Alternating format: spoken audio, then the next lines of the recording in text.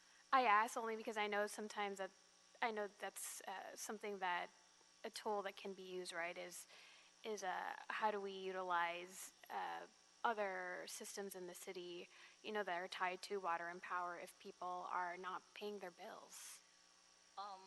No? Is that not? Fernando shaking his head Many, no.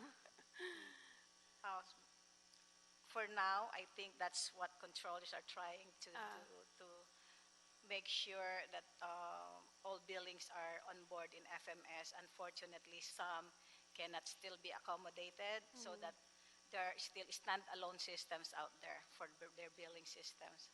But for public works, as much as possible, we try to comply. I see.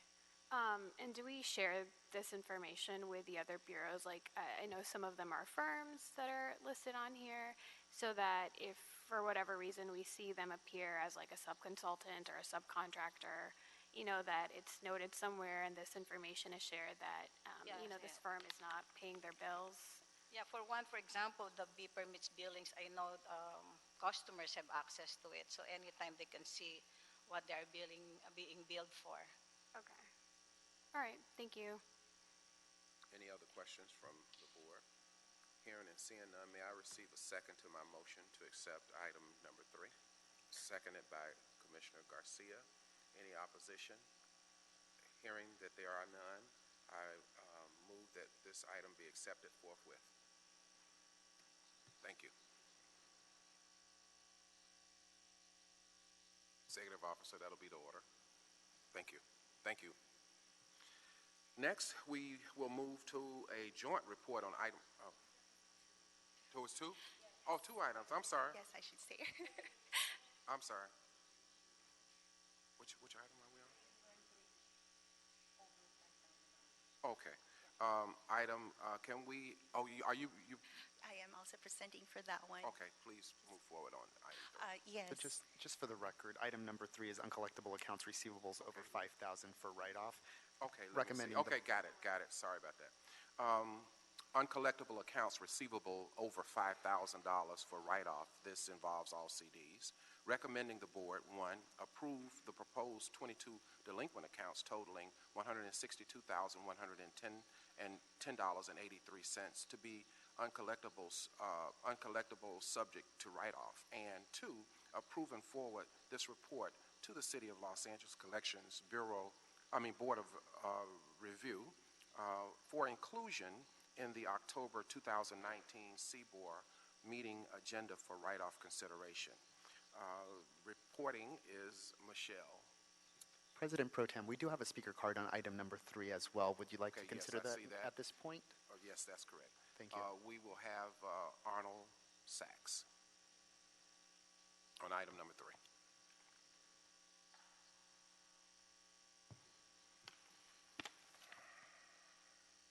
Yes, thank you. I do appreciate the Office of Accounting doing its due diligence. There don't seem to be very high amounts in writing off, but I was just wondering, do you make recommendations maybe to the auditor controller about money that's encumbered into funds that is no longer, I don't know, usable for the city? I mean, maybe they have $100,000 in horse oat funding, and they only need to maybe use $30,000 for feeding the horses. Do you make recommendations for the auditor controller to go over accounts that have funds in them that are no longer drawn out by other departments? I remember there was a story in the LA Times regarding something along that effect, and it could be quite a bit of money that is just left sitting because there's no resource available anymore that would allow a department to actually use that money or take that money out of a delinquent account or a dead account and put it into an account that might be usable now, especially with the changes that the city's going through with all the technology that they're going to change, the business-to-business program that the county wants to get involved in, and all the applications that are available now. Maybe it might be a good idea to have the auditor controller look into some of those accounts and try to figure out how the city council can act on some of these dead accounts to make that money available for the public to have to use. Thank you. Next, presenting Michelle DeLolia. Hello again, commissioners and bureau representatives and city attorney. So the second part of our request is actually for accounts over $5,000. We are required to split our delinquent accounts to under $5,000 and for the accounts more than $5,000. The total number of accounts we are requesting is 22 for a total amount of $162,110.83. We have put all efforts into making the collection. Part of the accounts here have statutory limitations. It has exceeded, so we are not able to collect on them. The total amount that we are requesting is actually 1% of our total delinquent accounts right now. For the rest, we are still pursuing and they are still with our collection agencies. So we do request that the board approves this request of to write off accounts over $5,000. Sure. Did we discover in this particular report any of the businesses out of business or having financial problems in terms of their operations of those over $5,000 in this particular item? Yes, a lot of them have been dissolved, so we are not able to collect from them. Also, the accounts are from years 1997 to 2015, so a lot of them there are no more records. What is the statute of limitation in terms of our practice? We use 3 years. Gotcha. Over 3 years. Any other questions from the Board of Public Works? Okay, hearing and seeing none, may I receive a second to my motion to accept item 3? Seconded by Commissioner Garcia. And any opposition to the motion? Hearing and seeing none, I move that this item be accepted forthwith. Thank you very much. Thank you. President Pro Tem Fernando Campos, Executive Officer. For those that are listening through audio or following us on the internet, just wanted to quickly clarify on item number 2 and 3. The vote that was just passed was for item number 3. The vote that was previously passed was for item number 2. And if all of you are okay with that, just want to make sure that it's very clear for the record that both items were passed, moved by Commissioner Davis, seconded by Commissioner Garcia on both items 2 and 3. Absolutely, and thank you for that clarification. And finally, now, the joint report between VCA and Department of Transportation, CDs 3 and 12 impacted. Contract acceptance, Platte Ranch Automated Traffic Surveillance and Control at SAC System. Recommending the board, 1, accept this contract, WOE 190-7256 and C 116211.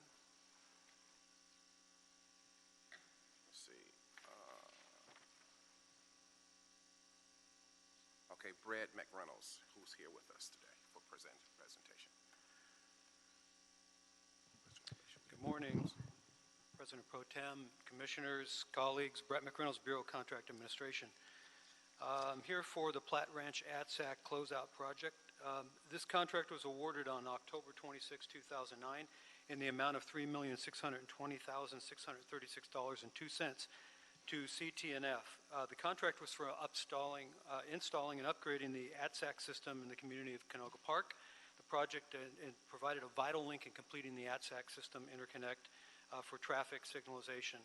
Work consisted of upgrading 37 intersections that the council districts mentioned previously.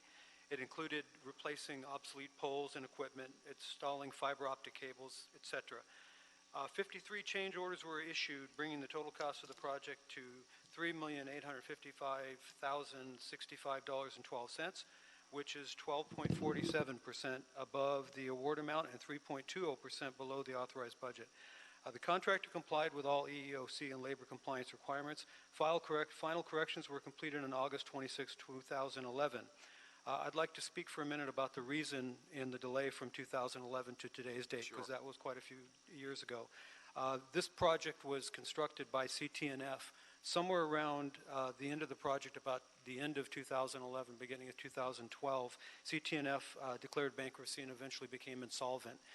This involved, we also had claims with CTNF at that time, and we had to go through the process of validating those claims, trying to settle those claims out with what was remaining of the company infrastructure, and then also that we were left with a lot of administrative, such as builds and administrative documents that we needed to do associated with the ATSAC system that took some time. Also, this is a joint report, so we rely on Department of Transportation to also participate in going back and forth with resolving these. But the fact that we had an insolvent contractor and we had a lot of kind of loose-end issues at the end, again, they were all resolved with change orders and claims, but that did add to the overall time of completing the project. Other than that, funding was through the Transportation Grant Fund. As mentioned above, claims were settled and there are no unresolved property disputes or complaints. So we're requesting an acceptance. Sure.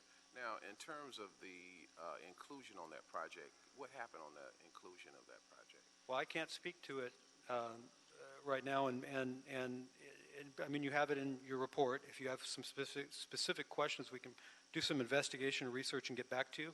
Okay, not a problem. But yeah, the project being, the contractor being insolvent and the project having been completed some time ago, it's going to be difficult for me to answer accurately any questions you have. Okay, any other questions on this particular item for acceptance? May I receive a second to my motion to accept item number? Okay, Commissioner Caloza seconded the motion. Any opposition? Hearing and seeing none, I move that we accept this item forthwith. Thank you.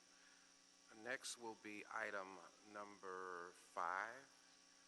This is Board of Public Works, BCA, and Board of Engineering impacting CD 14 contract acceptance, Soto Street near 2372 between Huntington Drive and Multnomah Street debris barrier, recommending the board, 1, accept this contract, WOE 190-7503. Brett McReynolds. Hello again, Brett McReynolds, Bureau of Contract Administration. This one is for Soto Street, Huntington, Multnomah debris barrier in Council District 14. On July 20th, 2018, this contract was awarded on a competitive basis to Mike Perlich and Sons using the existing on-call geotechnical emergency list of contractors. The project was awarded for $202,740 with a not-to-exceed total budget of $477,000 even. The contract provided for repairs of 450 lineal feet of slope repair in the adjacent area, or the council district mentioned above, and a debris basin adjacent to the slope repair work. 4 change orders were issued, bringing the total cost of the contract to $211,488.75, which is 4.32% above the award amount, however 55.65 below the not-to-exceed amount. Change orders added debris basin work and some paving work on the street. Funding was through gas tax. The contract was issued using the emergency on-call list, thus no specific MBWB requirements or levels were established, and the contractor has complied with all other EEOC and labor compliant requirements. Work was completed on May 1st, 2019. Retention released thereafter, and no unresolved property complaints or disputed funds. The project was well received by the neighborhood. Asking for acceptance on this one as well. Okay. Any questions? Hearing and seeing none, may I have a second to my motion to accept item number 5? Okay, seconded by Commissioner Garcia. Any opposition? Hearing and seeing none, I move that we accept that's item number 5 forthwith.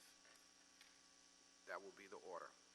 Item number 6, Board of Public Works, BCA, and the Bureau of Engineering, impacting CDs 8 and 15, contract acceptance, secondary sewer renewal program, Z18B, Imperial Highway and Avalon Boulevard, recommending the board, 1, accept this contract, and that would be number WOSZC 12538 and C 128547. And presenting on this item, let's see, yeah, we'll have no cards. John Oliger will present on this item. Good morning. John Olinger, Bureau of Contract Administration. I'm here to ask for your acceptance on the Secondary Sewer Renewal Program, Z18B Imperial Highway and Avalon Boulevard. The work order was SZC125538. Contract number was C128547. This contract was executed by your board on November 2nd, 2016 in the amount of $1,632,696. The construction was completed under Remote Inc. on March 30th, 2018. The project consisted of removing and replacing and/or rehabilitating over 4.85 miles of 8-inch, 12-inch, and 15-inch sewer lines in the harbor area to upgrade the structural capability of the sewer lines and to correct various deficiencies in the sewer collection system. The contractors complied with the equal employment opportunity and labor compliance requirements of this contract. There were no funds disputed or withheld, therefore no funds are due to the contractor. There are no unresolved property owners' complaints in connection with this project. Were there any questions? None. Any questions? None. Okay. May I receive a second to my motion to accept item number 6? Seconded by Commissioner Caloza. Any opposition to the motion? Hearing and seeing none, I move that this item number 6 be accepted forthwith. Mr. Executive Officer, that will be the order. And next is item number 7. BCA and Bureau of Contract Administration and Department of Transportation impacting CDs 4, 5, 10, and 11. Contract acceptance, Santa Monica Freeway Corridor Adaptive Traffic Control System, Phase 1, Automated Traffic Surveillance and Control System. Recommending the board, 1, accept this contract, number WOE 190-7592 and C 121-860. First, we have a public comment from Arnold Sachs. No, he's waived that. And so with that, we will have Brett McReynolds present. Hello again, President Pro Tem, Commissioners, and Bureau colleagues. Brett McReynolds, Bureau of Contract Administration. This is for the acceptance of the Santa Monica Freeway Corridor Adaptive Traffic Control System in CD 4, 5, 10, and 11. This contract was awarded to KDC Incorporated, doing business as Dyna Electric, on March 13, 2013, in the amount of $3,050,396. The project upgraded the existing ATSAC system by installing an ATCS system, which meant adaptive traffic control system at 85 traffic signal locations throughout the council districts mentioned previously. The work included installing detectors in pavement, cameras, poles, fiber optic cables, new wiring, and an interlink into the existing ATSAC system. The project was awarded with a contingency for a total of $3,355,435. 30 change orders were issued, bringing the total cost of the contract to $3,184,543.17, which is 4.40% above the award amount and 5.09% below the budget. The contractors complied with all other EOC and labor compliance requirements. Funding was through the Transportation Grant Fund. Work was completed on April 15, 2015, and retention released thereafter. There are no unresolved property or complaints or disputed funds on this project, so we're asking for acceptance. Sure. Any questions, board, on the item? Hearing and seeing none, may I have a second to my motion to accept item number 7, seconded by Commissioner Caloza. Any opposition to that? Hearing and seeing none, I move that we accept item number 7 forthwith. And Mr. Executive Officer, that will be the order.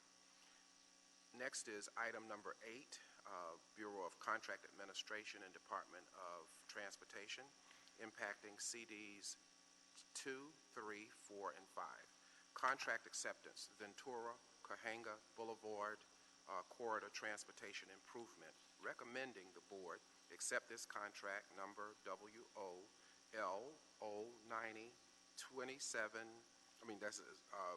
WOL 0902756 and C 11853.9. And with that, we have a public comment for Arnold Sachs, and he has waived that. And with that waiver, we will have presenting Brett McReynolds. Hello again, Brett McReynolds, Bureau of Contract Administration. This acceptance is for the Ventura-Cahuenga Corridor Transportation Improvement Project in Council District 2, 3, 4, and 5. The contract was awarded on February 23, 2011 in the amount of $1,475,268.58 to Dyna Electric, or KDC, doing business as Dyna Electric. The project upgraded the existing ATSAC system at 16 signal locations throughout the council districts mentioned above. Work included new detectors in the pavement, cameras, poles, fiber optic cabling, and interlinked to the existing ATSAC system. The project was awarded with a contingency for a total of $1,775,268.58. 25 change orders were issued, bringing the total cost of the project to $1,725,724.81, which is 16.98% above the award amount and 2.79% below the budgeted amount. One of these change orders is what DOT identifies as a non-participating change order. And note in the board report there is a typo. The typo in the board report reads the total of, stating that there was 23 change orders. That should actually be 24 change orders that were issued participating, and one that was non-participating. What non-participating means to DOT is that's how they describe change conditions which are outside of the original intent of the project. They actually frequently have additional funding that comes in from other sources or other projects assigned to it. That change order for what they call the non-participating represents 1.35% of the original contract amount, and it was for ATSAC work at nearby intersections that were close to the project, and it would have been easier just to handle them this way rather than to go through putting them into a new project. Funding through this project was through transportation grant funds. Work was completed on October 22nd, 2012. Contractor has complied with all EEO and labor compliance requirements. The contract had disputed funds in the amount of $2,700 that were held for compliance matters, and those funds were released intermittently, and the final release of those funds was on June 12, 2017, after we received from the contractor all of the information. That took care of all the retention, and there are no unresolved property disputes or complaints and no other further remaining disputed funds. So I'm asking for acceptance of this one. Thank you.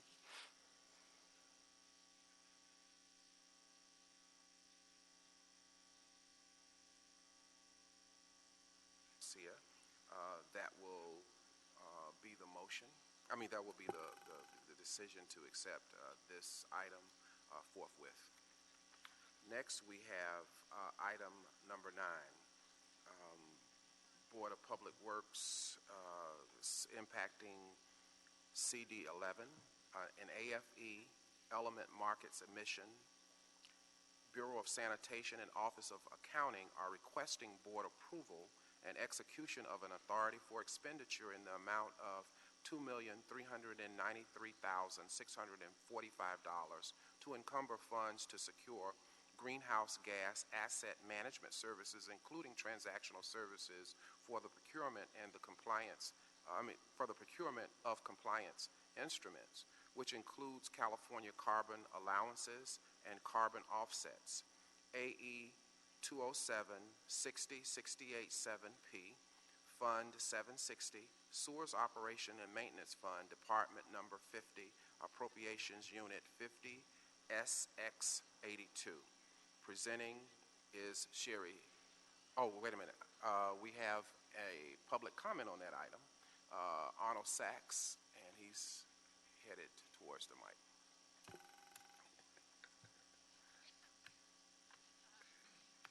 Yes, thank you again. The reason I held this is, well, there's a couple of reasons. A, is the AQMD involved in this? And then you have another item later on in your agenda regarding the Environmental Protection Agency. Are they involved in this?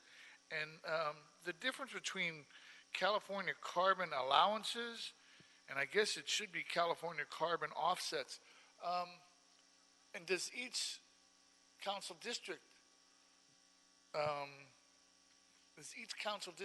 enabled or eligible for this for these allowances? I mean, wouldn't this be citywide? Would this be a citywide type thing where each council district should get in a certain amount for carbon offsets? I remember the governor of California said he wanted to use carbon offsets to deliver water in Central California because they didn't have drinking water, so they were going to use it to offset the cost of carrying the water by trucks. Seemed a little bit far-fetched, but I also remember going to a Southern California area governance meeting where they used carbon offsets to increase pickup for city transportation to use for elderly clients, where they were using like a dial-a-ride service, and they got to use carbon offsets to not go to the drivers per se, but to go to Lyft, which is not necessarily a good idea. I mean, the idea has some standing, but to pay Lyft to put more cars on the road doesn't make sense if you're using carbon offset. It would make more sense to go to the drivers who are providing the service, actually. So I'm a little concerned about just what exactly, when they say carbon offsets and carbon allowances, means, and just how much money we're talking about there. There's a lot of money to be spent. The governor and everybody talked about how it was going to be used to balance the budget. Okay, Sherry Simons. Thank you.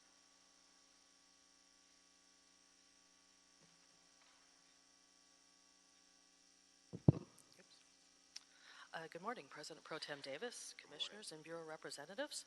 I'm Sherry Simons, and I'm an environmental engineer with LA Sand and Environment at Hyperion Water Reclamation Plant.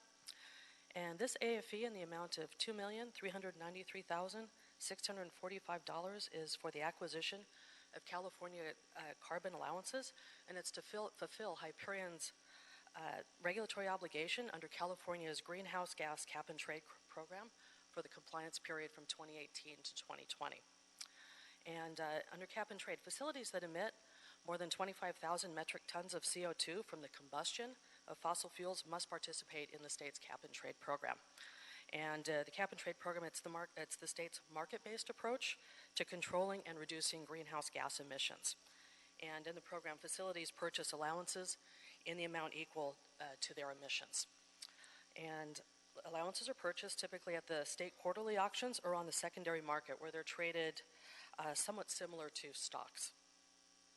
In 2017, Hyperion emitted 28,477 metric tons and 27,609 metric tons in 2018.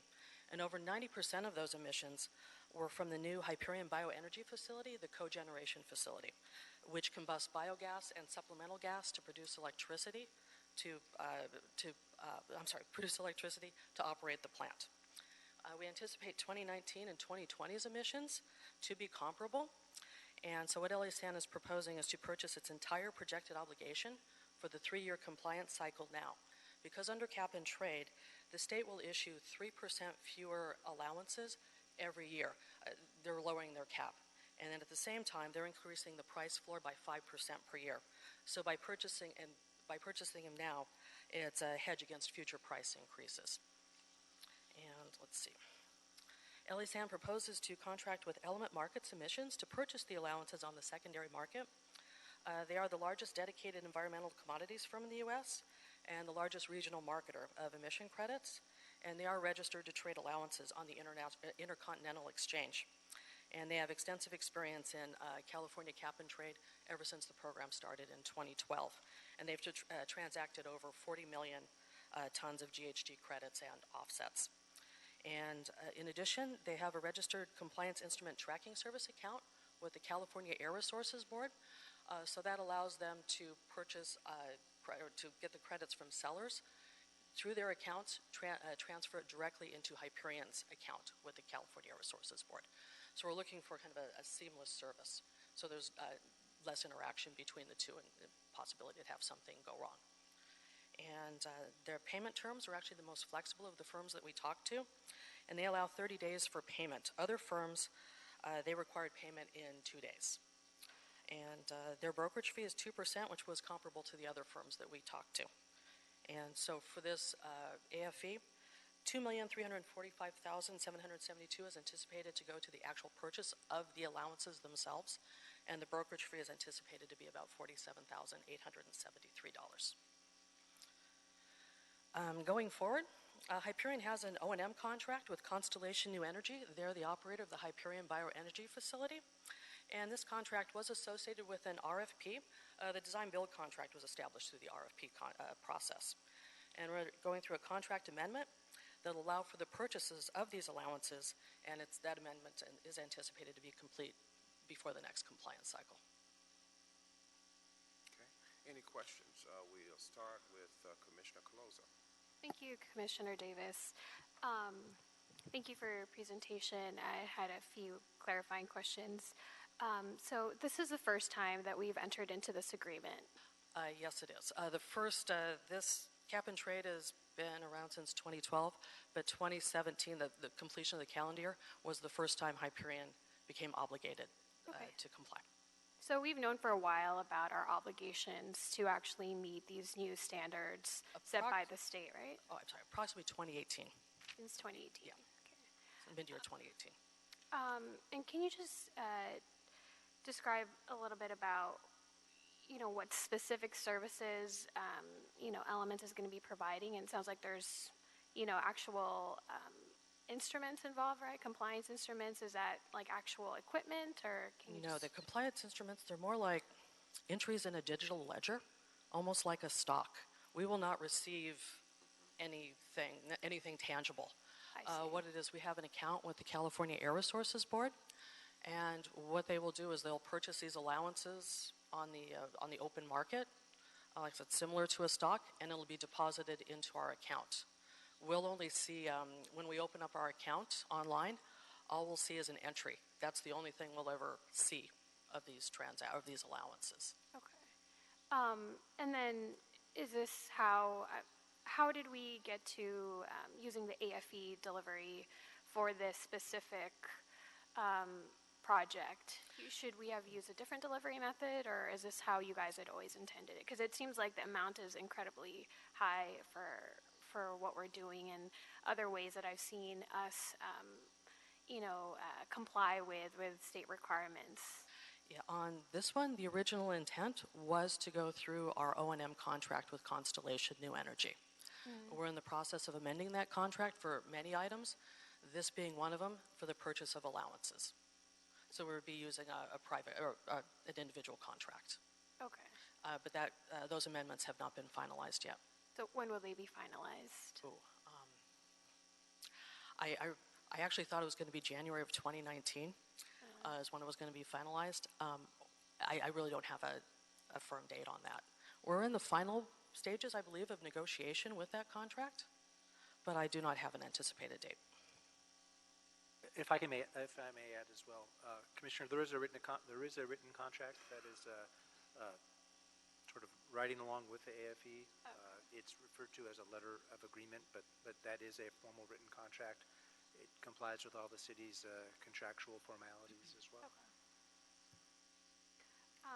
Okay. I don't have any other questions right now. Thank you. You said we were involved with the Air Resources Board? Yes, this program is administrated by the California Air Resources Board. Okay, so there is no involvement with AQMD? No, there is not. And the practices we have here are going to be the same for every district. It just so happens that this particular project is coming out of the 11th district, but the same practices that we employ here, we would employ as a bureau in any of the districts, should that be the case, correct? Yes, if any other facility in any other council district would have these emissions, yes, they would do the same process. Thank you.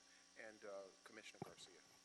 Thank you, President Pro Tem Davis. I want to follow up just on something that Commissioner Caloza was also asking about. Ted, or Dr. Campos, is an AFE for $2 million a common practice? This is kind of the first time I've seen such a large amount for an AFE. I can speak to that, and Dr. Campos can as well. There's no set limit on how much can be put under an AFE. There have been AFEs that have been larger than this. Obviously, many are smaller. The bulk of the fee, that $2 million plus fee, is actually going towards the direct cost of the carbon allowances. The service fee that's going to be for the element markets emissions is approximately 2% of that, so 47,000. So it would be as if we had a $2,300,000 carbon allowance fee, which is more like the regulatory fee, along with the $47,000 of brokerage services. Okay, okay, thank you for the extra clarification. Thank you. And I concur with our counsel, Fernando Campos, Executive Officer, regarding the AFE limit. There is no limit.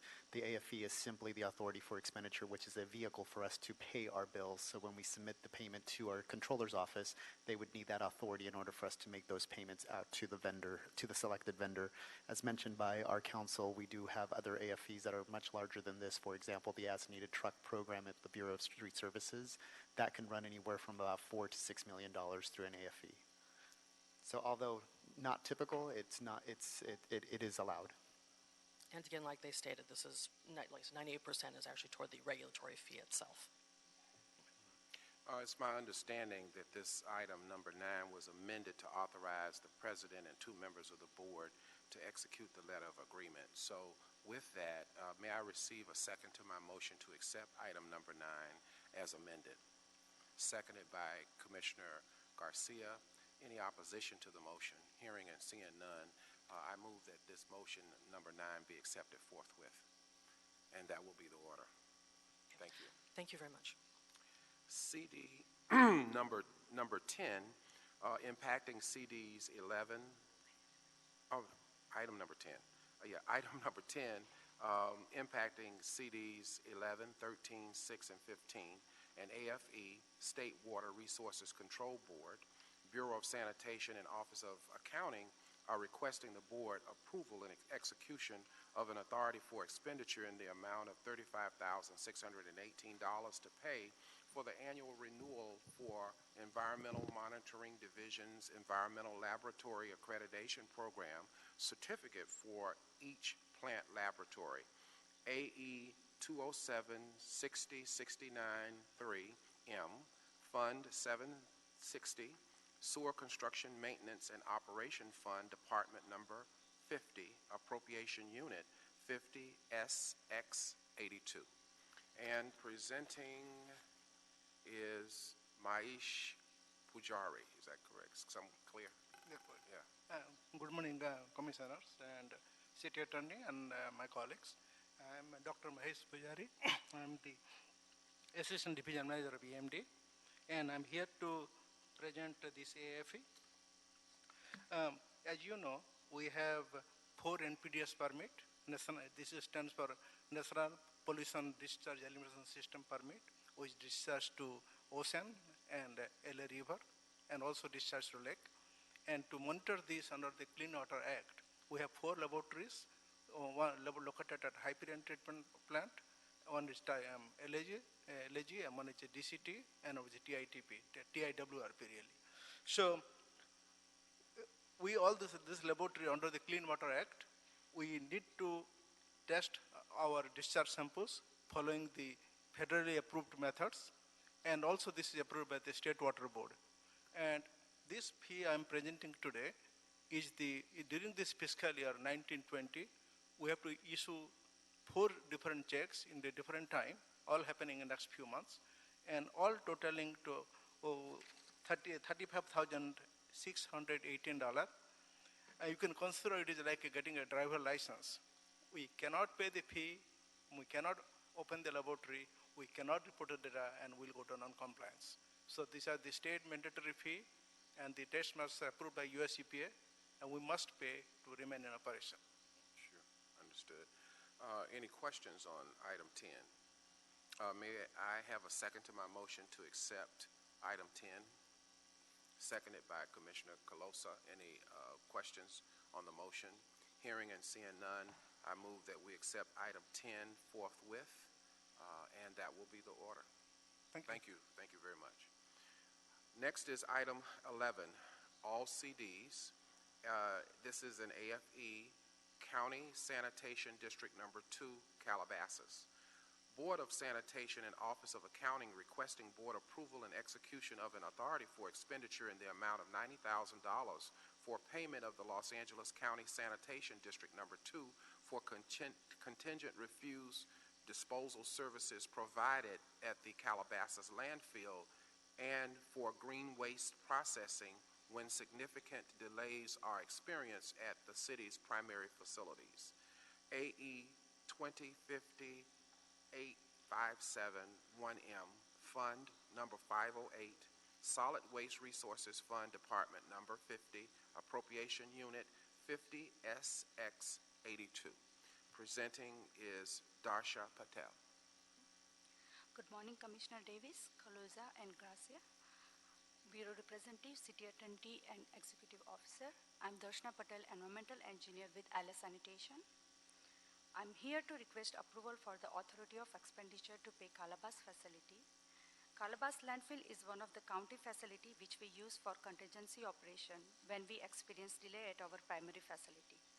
Calabas landfill can accept the material from West Valley waste shed based on the radius of the operation they accept the material. In the event of experienced delay at the Sunshine Canyon landfill, we would divert more material from West Valley district, have them directly go to Calabas landfill. It will free up space for Sunshine Canyon for remaining our trucks coming from East Valley as well as material coming from Central Area Recycling Transfer Station. The amount is for $90,000 funded by the Solid Waste Resources Funds. There will be no impact to general fund. Okay. Any questions on item number 11? Hearing and seeing none, may we have a motion? We have a motion by Commissioner Garcia and seconded by Commissioner Caloza to accept item number 11. And any questions on the motion? I have none. With that, it is moved that we accept item number 11 forthwith. Thank you, Darsha. Appreciate you. Thank you. Next is item number 12, impacting all CDs, AFE, County Sanitation District Number 2, Southgate. Bureau of Sanitation and Office of Accounting are requesting board approval and execution of an authority for expenditures in the amount of $50,000 to pay for the Los Angeles County Sanitation District for contingent backup refuge disposal and transfer services provided at the Southgate Recycling and Transfer Facility when significant delays are being experienced at the city's primary facilities. Presenting is number AE 2050 8572M, Fund Number 508, Solid Waste Resources Fund, Department Number 50, Appropriation Unit 50SX82. Darsha Patel presenting again. Thank you. Alice Sanitation is requesting a board approval and execution of an authority for expenditure to utilize Southgate Recycling and Transfer Station.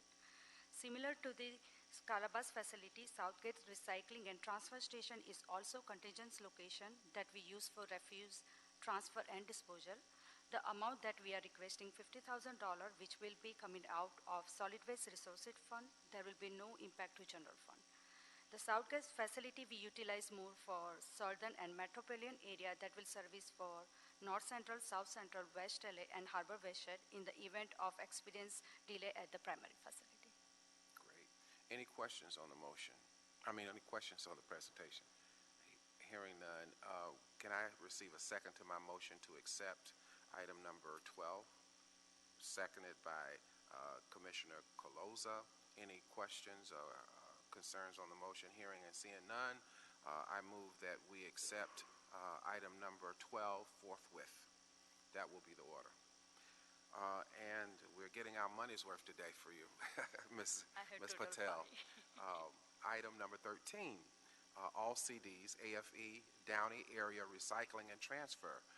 Bureau of Sanitation and Office of Accounting are requesting board approval and execution of an authority for expenditure in the amount of $50,000 to pay for Los Angeles County Sanitation District for contingent backup refuse disposal and transfer services provided at the Downey Area Recycling and Transfer Facility when significant delays are being experienced at the city's primary facilities. Number AE 2050 8573M, Fund Number 508, Solid Waste Resources Fund, Department 50, Appropriations Unit 50SX82. Ms. Darsha Patel. LA Sanitation is requesting a board approval and execution of an authority for expenditure to utilize the Downey Area Recycling and Transfer Station to provide contingent backup refuse disposal and transfer services when significant delay are being experienced at the city's primary facility. Downey Area Recycling and Transfer Station is our contingent facility service for North Central, South Central, West LA, and Harbor Westshed.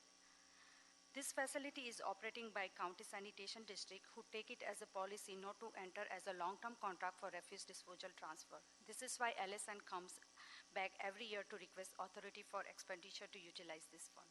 A is for $50,000 and will come out of the Solid Waste Resources Fund, and there will be no impact to general fund. Great. Any questions on item number 13? We do have questions from Commissioner Carloza. Thank you, Commissioner Davis. I just had a quick question since these are all coming in at the same time. So do we have official agreements with all these cities and counties since we're potentially using their sites for recycling when we can't handle and need additional capacity? Based on our contract, our primary facility is Sunshine Canyon Landfill, and they're supposed to take everything 100%. And our secondary contract we have with Waste Management, El Sabonte Landfill, which is in Corona. But unfortunately, County of LA, they have policy, they don't take any long-term contract, so we have to come back every year and for just request for approval. Okay, so whose policy is it that not to have a contract? Our policy or the? County of LA. Which one? County of LA, LA County. Oh, okay. That's strange. Okay. Okay, and so this is a recurring AFE that you guys come to board every year for? Pardon? This is a reoccurring AFE that you come to board for every year? Yes. Okay, got it. Okay, thank you. We have a motion to accept item number 13. Okay, seconding my motion to accept item 13 is Commissioner Garcia. Any questions or concerns on the motion? Hearing and seeing none, I move that we accept item 13 forthwith. Mr. Executive Officer, that will be the order. Next is item number 14, impacting all CDs, an AFE, City of Long Beach. Bureau of Sanitation and Office of Accounting are requesting board approval and execution of an authority for expenditure in the amount of $200,000 to pay for the City of Long Beach County Sanitation Districts for contingent refuge processing provided at the Southeast Resource Recycling Facility when significant delays are being experienced at the city's primary facilities. Number AE 2050-8574M, Fund Number 508, Solid Waste Resources Fund, Department Number 50, Appropriation Unit 50SX82.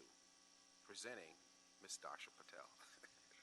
This is to request approval for the authority of expenditure for the Long Beach Southeast Resources Recycling Facility on a contingency base for $200,000 funded by the Solid Waste Resources Fund. Similar to the other AFEs, this is another contingency facility that we have ability to utilize when we experience delay at our primary facility. The SURF facility, which is located in Long Beach, would be primary facility to utilize Harbor Westshed for collection. Okay. Any questions on item number 14? Okay. With that, I would like to have a second to my motion to accept item number 14 by Commissioner Garcia. Any questions on the motion? Hearing and seeing none, I move that we accept item 14 forthwith.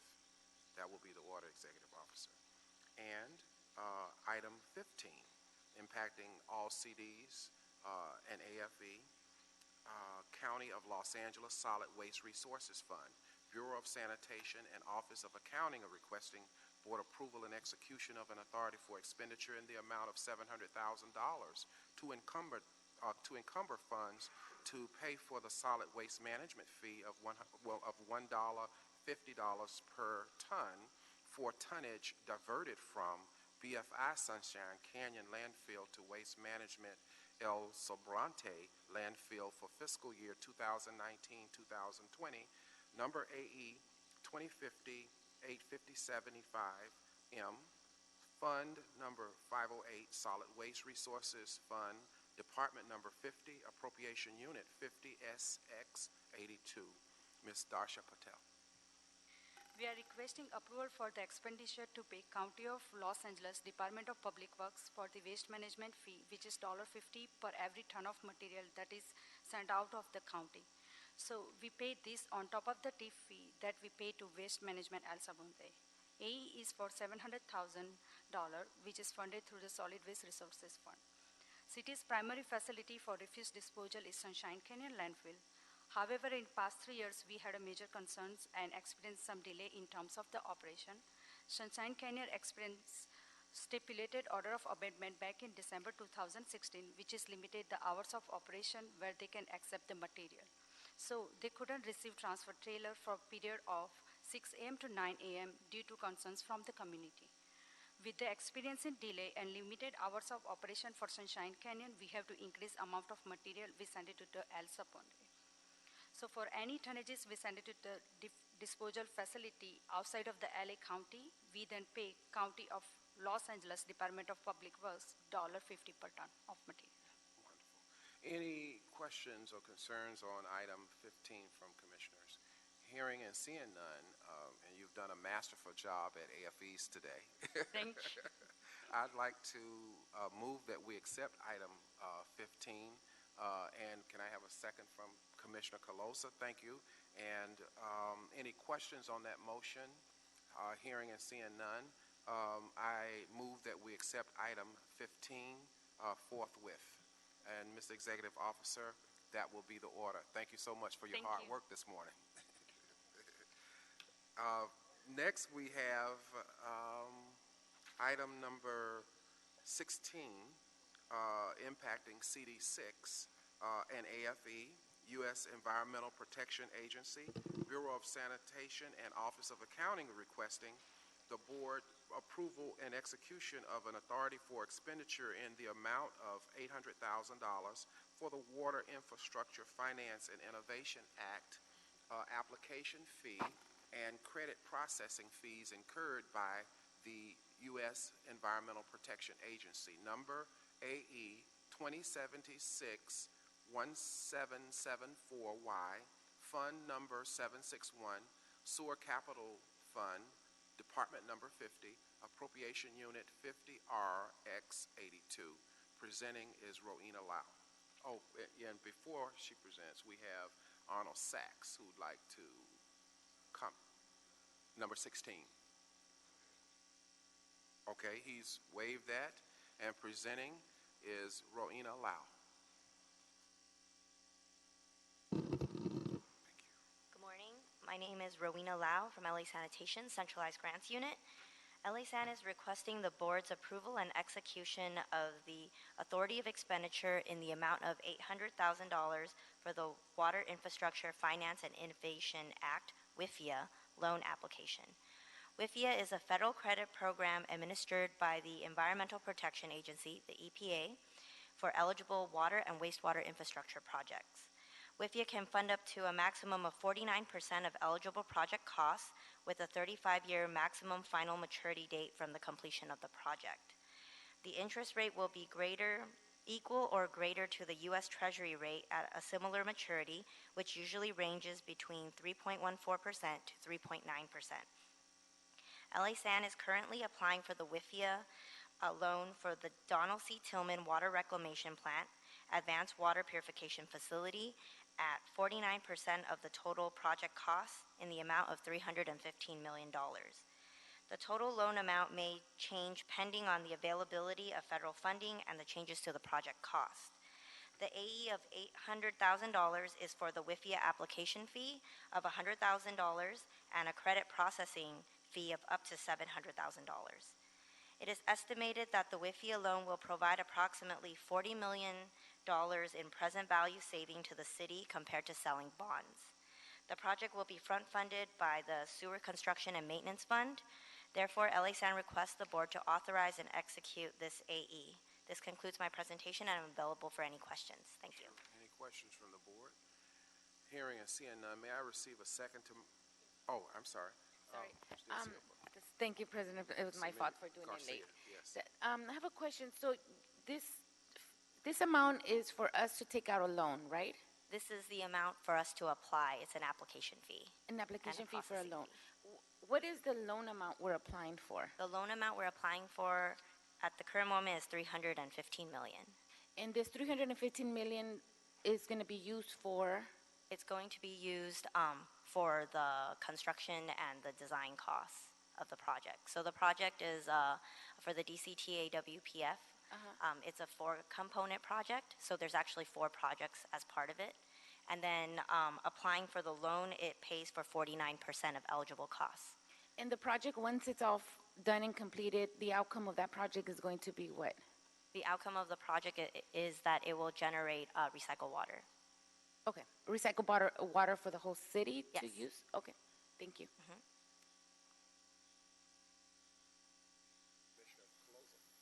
And just to follow up on Commissioner Garcia's question, so once we apply, what's the success rate of these applications? Is it guaranteed that we're going to get the loan amount? Right. Well, we're applying for the loan, so it doesn't guarantee that we will absolutely get the loan. But we are working very closely with the EPA, so right now it seems that there is a high probability. Is this the first time we've applied for this kind of loan before, or have we done this in the past? This is actually the second time we've applied. The first time we applied was back in 2017. That was the very first WIFIA loan round. So this is actually a fairly new program. Currently, it's on its 3rd round for 2019. Got it. And what project did the first loan fund, and did we receive it? We applied for the same project. So at that time, because the project wasn't as project ready, and so that's why we weren't selected to submit an application. So we have actually passed the first level. The first level was a letter of interest, and we've already gotten the recommendation to submit in an application. So that increases our probability by a lot. Okay, so we applied for this a few years ago, paid in for the same 2017. fee, didn't get it, and now we're trying again. Oh no, we did not apply for an AE at that time because we didn't get invited for an application. I see, so we actually didn't pay this this is our application first fee. time. Okay, got it. That makes me feel better. Thanks. So is this, in terms of the process overall, is this our first time engaging in the process? There was a kind of interest phase initially, and then we were clear to go on and apply for the loan secondly, which is presented here today, correct? Yes. So that this is our first time in the entire process of indulging in the application process. Is that correct? Yes, that's correct. Okay. With that, may I have a second to my motion to accept? Okay, thank you. Thank you. Colosa says second. Any other questions on the motion? Okay. Not any promotion, not any questions on the motions. I won't ask, are there any concerns with the motion? But given the presentation and the information given today, I move that we accept item number 16. Sure. And I'm not sure, just one comment, I don't know if maybe it'll happen down the line, but I do think that would be helpful for a lot of these AFEs. I don't know if there's a way to add additional detail and context and background. You know, I don't know the procedurally, right, like if traditionally like a board report's attached to this or what that's supposed to look like, but it would be incredibly helpful to have that background that we, you know, asked you through the questioning, to actually have it before you come here asking for approval for these very large amounts, especially for all the AFEs that came to board today. There are a ton of them. It would have been really helpful to see it as a package, to see it written out why this was happening, just like for the other items. Okay, thanks.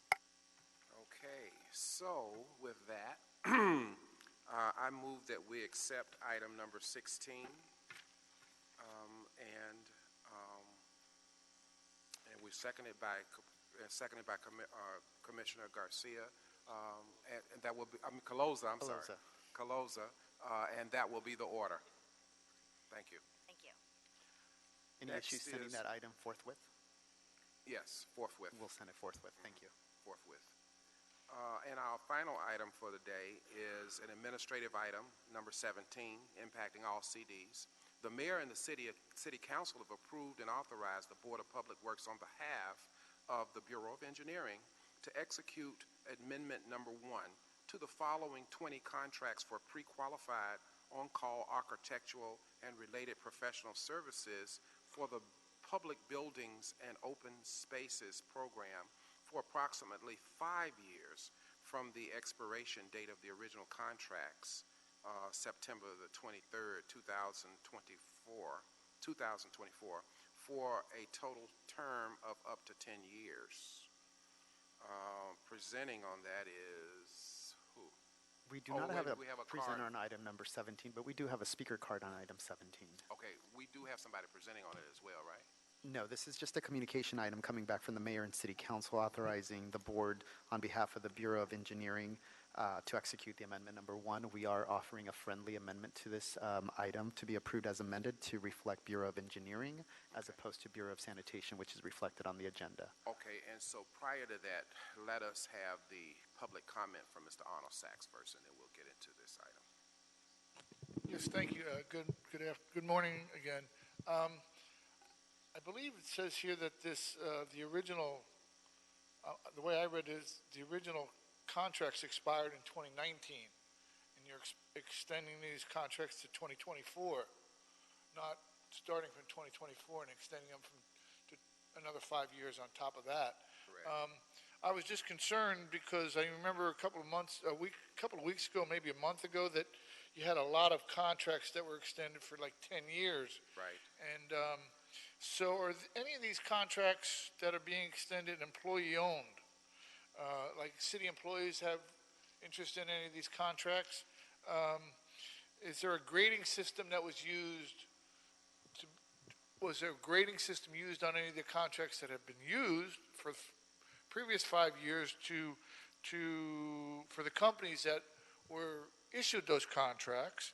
And what exactly is the Public Building and Safety and Open Spaces program for the Bureau of Sanitation? And is there any specific set amount for the contracts to be awarded? We just heard a contract being awarded for over $300 million. Small businesses, minority-owned,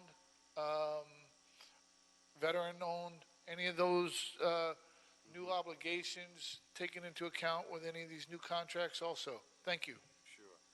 Okay, with that, before we move forward on this motion, there was some discussion about inclusion at this level on these particular programs in terms of making sure that to the extent that we possibly can, all individuals who are interested in working with us get the opportunity to do so.